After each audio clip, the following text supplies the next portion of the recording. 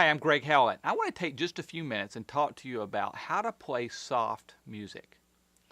Now, instead of going into a long introduction here, what I want to do instead is just jump right into the video. I'm actually going to show you a clip from the video now, the first few minutes, where I talk about why this is important and give you a little demonstration of what I'm talking about.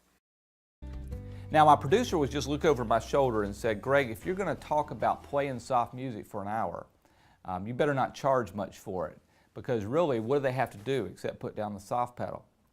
And I was thinking, well, that's probably why you're a producer and I'm a pianist. I don't know that he knows too much about playing the piano. He's sitting right there, so I can say that. But the truth is, a lot of church pianists really have nothing more in their arsenal to do than that, put down the soft pedal. You know, the problem we have is a lot of us were taught this style right here.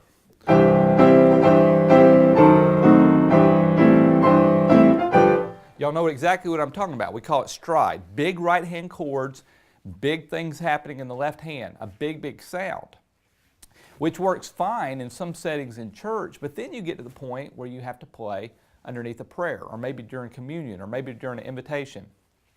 And all of a sudden you need a much softer approach. And so what do as pianists? We do something like this. Put down the soft pedal, play a little bit softer, and hope it works, and it doesn't. Y'all know exactly what I'm talking about. There's a big difference between that and this.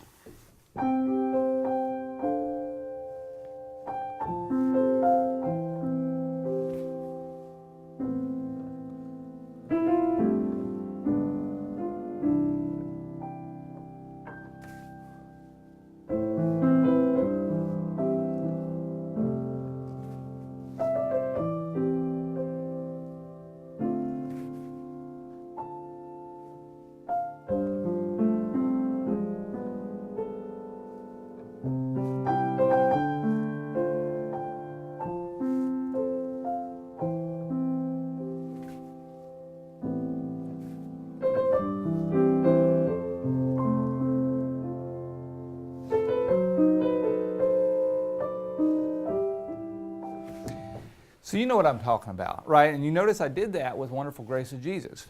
It is possible to play even the most bombastic songs in a quiet way in those kind of settings. I call it mood music. It's a big thing for church pianists now. More and more we're called upon to play that style of music, and we need to find ways to adjust what we do to that style. This course is going to give you 10 things that I do. I'll leave it all out there for you. In this course on what I do to achieve that style. And we're going to cover those things over the next few minutes. All right, so hopefully that gave you an idea why this is important, and also what you can do with this style. Now, in this course, I go through 10 tips to help you get better at this particular style. Things like voicing, how to position your hands. When I tell you to play a chord, you can play it a lot of different ways, but some sound a lot better than others. More gentle than others. We talk about things like rubato, that very laid-back feel. Simplification, simple patterns that you can play to get that kind of sound. And there's several others. We go through 10 of them. When you get done, you should be able to take even the most bombastic song and reduce it to something that sounds really good. Here's a case in point. I'm going to play a clip now again from the course where I am demonstrating this style with the bombastic song, When We All Get to Heaven.